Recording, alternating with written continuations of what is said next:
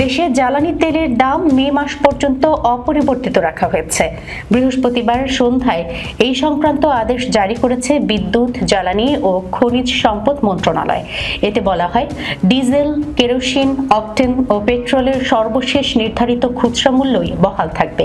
ফলে মে মাস জুড়ে ডিজেলের দাম প্রতি লিটার 115 টাকা, কেরোসিন 130 টাকা, অকটেন 140 টাকা এবং পেট্রোল 135 টাকায় বিক্রি হবে। এর আগে গত 18 এপ্রিল জারি করা এক বিজ্ঞপ্তিতে জ্বালানি তেলের এই মূল্য নির্ধারণ করা হয়েছিল। সংশ্লিষ্ট সূত্র জানায়, আন্তর্জাতিক বাজার পরিস্থিতি ও সরবরাহ বিবেচনায় নিয়ে ওই মূল্য নির্ধারণ করা হয় এবং তা মে মাসেও অপরিবর্তিত রাখার সিদ্ধান্ত নেওয়া হয়েছে। প্রজ্ঞাপনে বলা হয়, উপযুক্ত কর্তৃপক্ষের অনুমোদন ক্রমে এই সিদ্ধান্ত কার্যকর করা হয়েছে এবং 1 মে থেকে এটি অপরিবর্তিত থাকবে।